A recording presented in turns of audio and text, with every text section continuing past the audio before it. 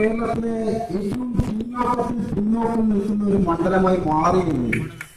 30 വർഷം പുറകിലായി എന്ന് ഈ 30 പേരുടെ ചർച്ചയിൽ എനിക്ക് മനസ്സിലായി. കാരണം പരസ്പരം പഴിചാരുന്ന സമീപനം, ജനാധിപത്യത്തിൽ നല്ലത് ചെയ്താൽ അംഗീകരിക്കുവാൻ, വികസന കാര്യത്തിൽ രാഷ്ട്രീയം കലർത്താതിരിക്കുവാനുള്ള സംയമനം ഉണ്ടാവണം. അതില്ലാതെ പരസ്പരം പഴിചാരിക്കൊണ്ട് ഈ നാടിനെ 3 ദശാബ്ദം പിന്നോട്ട് വിളിക്കുന്ന നയങ്ങളും പരിപാടികളുമാണ് കഴിഞ്ഞ 32 വർഷമായി കേരള രാഷ്ട്രീയത്തിലെ അധികാരികന്മാരായിട്ടുള്ള 2 പ്രഗത്ഭ വ്യക്തികളാണ് ഇന്നിവിടെ എതിർഭാഗത്തിരിക്കുന്നത്. പല മാധ്യമ സുഹൃത്തുക്കളും എന്നോട് ചോദിച്ചു, ഈ അധികാരികന്മാരോട് നിങ്ങൾക്ക് എന്താണ് ചോദിക്കുവാനുള്ളത്, അവരോട് മത്സരിക്കുവാൻ നിങ്ങൾക്ക് നൽകുന്ന പ്രചോദനം എന്താണ്? അപ്പോൾ എനിക്ക് പറയുവാനുണ്ടായിരുന്നത്, കഴിഞ്ഞ 32 വർഷമായി ഈ അധികാരികന്മാർ ചില്ലറക്കാരൊന്നുമല്ല. കേരളത്തിൽ ഇടതു മുന്നണി വന്നാലും വലതു മുന്നണി വന്നാലും അതിന് നിർണായക സ്വാധീനത്തുള്ള സീനിയർ നേതാക്കന്മാരാണ്. ആ കാര്യത്തിൽ യാതൊരു തർക്കവുമില്ല. ഈ അധികാരികന്മാർ കേരള നിയമസഭയിൽ ചിറ്റൂരിനെ പ്രതിനിധീകരിച്ചിട്ടുണ്ട്. എന്തുകൊണ്ട് ചിറ്റൂരിലെ ജനങ്ങൾ കുടിവെള്ളത്തിന് വേണ്ടി 4ഉം 5ഉം ദിവസം കാത്തു കിടക്കേണ്ട അവസ്ഥ? എന്തുകൊണ്ട് ചിറ്റൂരിലെ ജനങ്ങൾ കുടിവെള്ളത്തിന് വേണ്ടി ടാങ്കർ ലോറി വരുന്ന ദിവസം കാത്തുകൊണ്ട് ജോലിക്ക് പോവാതെ വിദ്യാലയത്തിലേക്ക് പോവാതെ കാത്തു കിടക്കേണ്ട ഒരു അവസ്ഥ വന്നു? ഇത് ജനതാദൾ മാത്രം ഭരിക്കുന്ന പെരുമാട്ടി പഞ്ചായത്തിലും വിഭിന്നമൊന്നുമല്ല. കുടിവെള്ളത്തിന് വേണ്ടി അവിടെയും ടാങ്കർ ലോറിയെ കാത്തിരിക്കുന്ന ജനങ്ങളെ ഞാൻ കണ്ടു. അവിടെയും സ്ഥിതി വ്യത്യാസമൊന്നുമില്ല.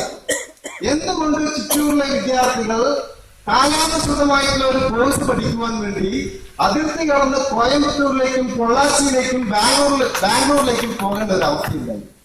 എന്തുകൊണ്ട് ചിറ്റൂരിന് ഒരു പ്രസവം നോക്കാൻ വേണ്ടി പോലും പാലക്കാട് ജില്ലാ ആശുപത്രിയിലേക്കോ പൊള്ളാച്ചിയിലേക്കോ തൃശ്ശൂരിലേക്ക് പോകേണ്ട ഒരു ഗതികളുണ്ടായി?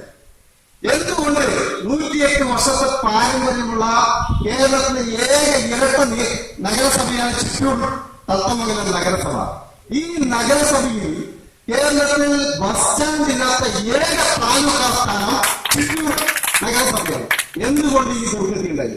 ഒരു ബസ് സ്റ്റാൻഡ് പോട്ടെ, അത് ചിലപ്പോ പല അടിസ്ഥാന സൗകര്യങ്ങളുടെയും സ്ഥലലഭ്യതയുടെ പ്രശ്നമാണ്. ഇവിടെ വരുന്ന സ്ത്രീജനങ്ങൾക്ക്, സഹോദരിമാർക്ക് വിശ്രമിക്കുവാനുള്ള പ്രാഥമിക ആവശ്യം നിറവേറ്റാനുള്ള ശുചിമുറികളുണ്ടോ?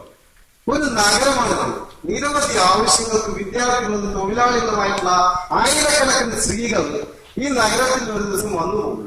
അവർക്ക് പ്രാഥമിക ആവശ്യം നിറവേറ്റാനുള്ള അടിസ്ഥാന സൗകര്യം പോലും ഏർപ്പെടുത്താത്ത ഈ അധികാരികന്മാർ ഇങ്ങനെ പരസ്പരം പഴിചാരിയാൽ എങ്ങനെയാണ് ഈ നാട് നന്നാകുക? ഈ മണ്ഡലം കൃഷിയിൽ അധിഷ്ഠിതമായിട്ടുള്ള മണ്ഡലമാണ്. 80% വരുന്ന ജനങ്ങൾ ഇവിടെ ആശ്രയിക്കുന്നത് കാർഷിക വൃത്തിയാണ്. ഈ മണ്ഡലത്തിന്റെ വികസനം ആസൂത്രണം ചെയ്യുമ്പോൾ അവർ ആലോചിക്കേണ്ട കാര്യം, കൃഷിയിൽ അധിഷ്ഠിതമായിട്ടുള്ള ഒരു വികസനം മാത്രമേ ഈ മണ്ഡലത്തിൽ സാധ്യമാവുള്ളൂ. കൃഷിയെ പരിപോഷിപ്പിക്കുന്ന വികസനം മാത്രമേ ഈ മണ്ഡലത്തിൽ സാധ്യമാവുള്ളൂ. അല്ലാതെ കാർഷിക വൃത്തിയുടെ നെട്ടലൊടിക്കുന്ന, നമ്മൾ അവശേഷിക്കുന്ന ഭൂഗർഭജലം പോലും കൂട്ടിക്കൊടുക്കുന്ന കോള കമ്പനികൾ പോലുള്ള വികസനമല്ല ചിറ്റൂരിന് ആവശ്യം. ആ കോള കമ്പനി ഇവിടെ അരിയിട്ട് വായിച്ചവരാരാണെന്ന് ജനങ്ങൾക്ക് നന്നായി അറിയാം. അതുകൊണ്ട് ഈ കാര്യം വളരെ വ്യക്തമായി മനസ്സിലാക്കണം. ഇവിടെ മോഡറേറ്റർ ഈ 15 മിനിറ്റ് ജനങ്ങൾക്ക് മുമ്പിൽ അവതരിപ്പിക്കാൻ പറഞ്ഞത്, നിങ്ങൾ തിരഞ്ഞെടുക്കപ്പെടുകയാണെങ്കിൽ ഈ മണ്ഡലത്തിന് വേണ്ടി എന്ത് ചെയ്യുമെന്നാണ് അവതരിപ്പിക്കുവാൻ വേണ്ടി പറഞ്ഞത്. പക്ഷേ ഇവർ രണ്ടുപേരും പഴിചേരുവാനാണ് ഈ സമയം വിനിയോഗിച്ചത്. ഈ സമയത്ത് ഇന്ന് കേന്ദ്രം ഭരിക്കുന്ന ഭാരതീയ ജനതാ പാർട്ടിയുടെ സ്ഥാനാർത്ഥി എന്ന നിലയ്ക്ക് വളരെ അഭിമാനത്തോടുകൂടി ഞാൻ അവതരിപ്പിക്കുവാൻ ആഗ്രഹിക്കുന്നു. ഭാരതീയ ജനതാ പാർട്ടിയുടെ വികസന നയം, ചിറ്റൂരിന് മുന്നിൽ ഞങ്ങൾ അവതരിപ്പിക്കുന്ന വികസന നയം അവതരിപ്പിക്കുവാൻ വേണ്ടി ഞാൻ ആഗ്രഹിക്കുന്നു. ചിറ്റൂരിന്റെ അടിസ്ഥാനപരമായിട്ടുള്ള പ്രശ്നം അത് കുടിവെള്ളവും ജലസേചനവുമാണ്. ജലം അതിജീവനത്തിനും അഭിവൃദ്ധിക്കും എന്നതാണ് BJPയുടെ തെരഞ്ഞെടുപ്പ് മുദ്രാവാക്യം. ഇവിടെ ജലസേചനം ചിറ്റൂരിന്റെ മുക്കിനും മൂലിനും, അതിൽ ഇടത് കാര്യമെന്നോ വലത് കാര്യമെന്നോ പക്ഷഭേദമില്ലാതെ ചിറ്റൂരിനെ ഒന്നായി കണ്ടുകൊണ്ടുള്ള ഒരു ജലസേചന പദ്ധതി ഇവിടെ ആവിഷ്കരിച്ച് നടപ്പിലാക്കേണ്ടതുണ്ട്. അതിനുവേണ്ടി കേന്ദ്ര സർക്കാരിന്റെ ഫ്ലാഗ്ഷിപ്പ് പദ്ധതിയായിട്ടുള്ള കൃഷി സിഞ്ചായ് യോജന 56,000 കോടി രൂപയാണ് ഇന്ന് നരേന്ദ്രമോദി സർക്കാരിന്റെ ഇറിഗേഷൻ പദ്ധതികൾക്ക് വേണ്ടി നീക്കിവെച്ചിട്ടുള്ളത്.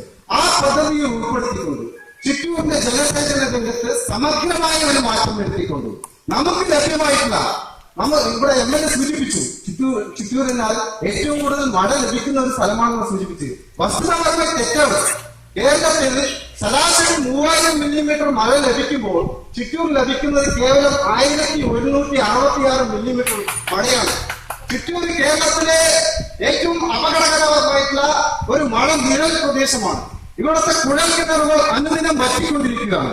ഇവിടുത്തെ കിഴക്കൻ മേഖലയിലെ ജനങ്ങൾ കൃഷി ചെയ്യുന്നത് ഭൂഗർഭജലത്തെ ആശ്രയിച്ചുകൊണ്ടാണ്. ആ ഭൂഗർഭജലം പോലും ഇല്ലാതാകുന്ന വളരെ ഭീതി ജനിപ്പിക്കുന്ന വാർത്തകളാണെന്ന് ഇന്ന് നമുക്ക് മുന്നിൽ വന്നുകൊണ്ടിരിക്കുന്നത്. കഴിഞ്ഞ ദിവസം വാർത്ത വന്നു 500-ലധികം കുഴൽ കിണറുകൾ ചിറ്റൂരിൽ വറ്റി വരേണ്ടി. ഈ സ്ഥിതിയിൽ നമ്മുടെ ഭാവിയെ കണ്ടുകൊണ്ട് ചിറ്റൂരിന്റെ ഭൂപ്രകൃതിയെ മനസ്സിലാക്കിക്കൊണ്ട് നമുക്ക് ലഭ്യമായിട്ടുള്ള ജലം അത് അതിവിദഗ്ധമായി മാനേജ് ചെയ്തിട്ടുണ്ടെങ്കിൽ കേരളത്തിന്റെ നെല്ലറ എന്നറിയപ്പെടുന്ന ഈ സ്ഥാനം ഒരു കല്ലറയായി മാറും. ചിറ്റൂർ ഒരു മരുഭൂമിയായി മാറും. അതിന്റെ ലക്ഷണങ്ങൾ ഇന്ന് കിഴക്കൻ മേഖലയിൽ കാണാൻ വേണ്ടി സാധിക്കുന്നുണ്ട്. അവിടുത്തെ തെങ്ങുമ്പോൾ കരിഞ്ഞിണങ്ങുന്നുണ്ട്. ഇടതുകരിയിലും സ്ഥിതി വ്യത്യാസമൊന്നുമല്ല. അനാവശ്യമായി ജലസേചന വെള്ളം പാഴായി പോകുന്നുണ്ടെങ്കിലും വാണിജ്യ പ്രദേശങ്ങൾ ഇപ്പോഴും ജലസേചനത്തിന് ജലം ലഭിക്കാതെ രണ്ടാമുള്ള കഴിഞ്ഞ നിരവധി വാർത്തകൾ ചിറ്റൂരിൽ നിന്നും വന്നിട്ടുണ്ട്. അത് വായിക്കുന്ന ഒരു വ്യക്തിയാണ്. അല്ലാതെ പ്രളയ അവകാശവാദങ്ങൾ കൊണ്ട് ഇവരുടെ ജലപ്രശ്നം പരിഹരിക്കപ്പെടുന്നില്ല. അതുകൊണ്ട് ഇപ്പോൾ ലഭ്യമായുള്ള കണക്കുകൾ വെച്ച് പരിശോധിക്കുമ്പോൾ ഏകദേശം 75% കേന്ദ്ര ഫണ്ട് കുടിവെള്ള വിതരണത്തിന് വേണ്ടി നൽകിയിട്ടുള്ള കേന്ദ്ര ഫണ്ട് കേരള സർക്കാർ നഷ്ടപ്പെടുത്തിയിരിക്കുന്നു.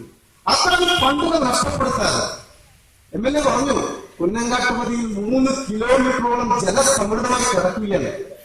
ആ കുന്നങ്കാട്ടുപടിയിലെ ജലം കേവലം 2 കിലോമീറ്റർ അപ്പുറത്തുള്ള വടകരപ്പതിയും ഇരിക്കിയമ്പതി എത്തിക്കുവാനുള്ള അടിസ്ഥാന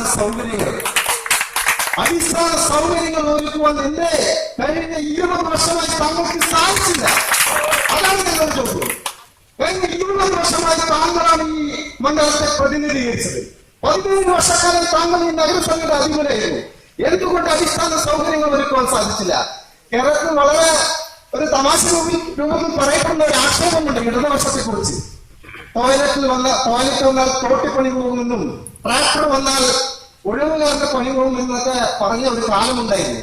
പക്ഷെ ഇവിടെ ജലവിതരണ സംവിധാനങ്ങൾ വന്നാൽ, പൈപ്പുകൾ വന്നാൽ ടാങ്കർ ലോറിക്കാരുടെ പണി പോകുമെന്ന് ചിന്തിക്കുന്ന ഭരണാധികാരികളാണ് ഈ നാടിന്റെ ശാപം. അതുകൊണ്ട് ഈ അവസ്ഥയ്ക്ക് മാറ്റമുണ്ടാകണം. ചിറ്റൂരിന്റെ ആരോഗ്യ മേഖലയിൽ സമഗ്രമായ പരിവർത്തനം ഉണ്ടാകണം. ഇവിടെ സൂപ്പർ സ്പെഷ്യാലിറ്റി ഡോക്ടർമാരെ ഉൾപ്പെടെയുള്ള അടിസ്ഥാന സൗകര്യങ്ങൾ ഒരുക്കിക്കൊണ്ട് ചിറ്റൂർ താലൂക്ക് ആശുപത്രിയുടെ വികസനം അതിന്റെ സമഗ്രതയിൽ നടക്കണം. ഇവിടെ ഒരു കുളമ്പ് രോഗത്തിന്റെ പ്രശ്നമുണ്ട്. ചിറ്റൂർ കാർഷിക മേഖലയാണ്. ആയിരക്കണക്കിന് ജനങ്ങൾ ക്ഷീര കർഷകരായിട്ട് ചിറ്റൂർ മണ്ഡലത്തിലുണ്ട്. കേവലം ഒരു പാരസിറ്റമോൾ ഇല്ലാത്തതുകൊണ്ട് 4000-ലധികം കന്നുകാലികളാണ് ചിറ്റൂർ മണ്ഡലത്തിൽ മരിച്ചു പോകുന്നത്. ആരാണ് ഇതിന്റെ ഉത്തരവാദികൾ? ഇവിടെ നല്ലൊരു മൃഗാശുപത്രി ഉണ്ടോ? മൃഗാശുപത്രിയിൽ വേണ്ട അടിസ്ഥാന സൗകര്യങ്ങളുണ്ടോ? അവിടെ വിദഗ്ധന്മാരായിരുന്ന ഡോക്ടർമാരുണ്ടോ? അവിടെ ശസ്ത്രക്രിയ സംവിധാനങ്ങളുണ്ടോ? അവിടെ മരുന്നുകൾ ലഭ്യമാണോ? മനുഷ്യന്മാരുടെ ആശുപത്രിയുടെ അവസ്ഥയെ ഇതാണെങ്കിൽ മൃഗങ്ങളുടെ ആശുപത്രിയെ കുറിച്ച് ഇവർ ചിന്തിക്കുന്ന കാര്യത്തിൽ യാതൊരു അർത്ഥവുമില്ല. അതുകൊണ്ട് ആ കാര്യത്തിലൊന്നും ഇവരുടെ ശ്രദ്ധ പെടുമെന്ന് ഞങ്ങൾ വിചാരിക്കുന്നില്ല. മറിച്ച് BJP വാഗ്ദാനം ചെയ്യുന്നു. BJP മണ്ഡലത്തിൽ തെരഞ്ഞെടുക്കപ്പെടുകയാണെങ്കിൽ ഇവിടുത്തെ ക്ഷീര കർഷകർക്ക് പ്രോത്സാഹനം നൽകുന്ന രീതിയിൽ 24 മണിക്കൂർ പ്രവർത്തന സജ്ജമായിട്ടുള്ള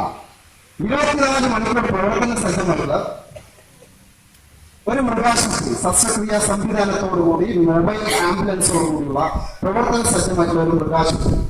അതുപോലെ ഈ മണ്ഡലത്തിലെ വിദ്യാർത്ഥികൾക്ക് മത്സര പരീക്ഷകളിൽ പഠിച്ച് പാസ്സാകുവാൻ വേണ്ടി ഉന്നത നിലവാരമുള്ള ദേശീയ നിലവാരത്തിലുള്ള തൊഴിൽ മത്സര പരീക്ഷകൾ തയ്യാറാകുന്നതിന് വേണ്ടിയുള്ള പരിശീലന ക്ലാസുകൾ, അതിനുവേണ്ടി ഒരു സ്ഥിര സംവിധാനം ചിറ്റൂർ മണ്ഡലത്തിൽ ഉണ്ടാവും. തൊഴിലിനു വേണ്ടി ഒരു ചിറ്റൂറുകാരും അന്യദേശത്തിലേക്ക് പലായനം ചെയ്യാൻ ഇനി ഈ നാട്ടിൽ അവസ്ഥ ഉണ്ടാകില്ല.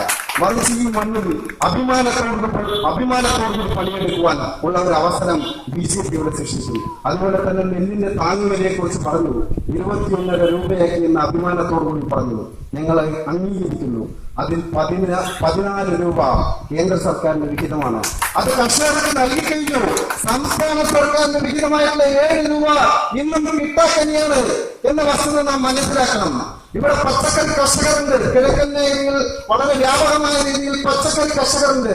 നെല്ലിനും തേങ്ങയ്ക്കും താങ്ങുവിലയുള്ളതുപോലെ പച്ചക്കറിക്കും താങ്ങുവില നൽകിക്കൊണ്ട് പച്ചക്കറി കർഷകരെ സംരക്ഷിക്കുവാനുള്ള അവർക്ക് വേണ്ടി സംഭരണശാലകൾ ശീതീകരിച്ച സംഭരണശാലകൾ രൂപീകരിച്ചുകൊണ്ട് അവരുടെ ഉന്നമനത്തിന് വേണ്ടിയുള്ള പദ്ധതികൾ ആവിഷ്കരിക്കും.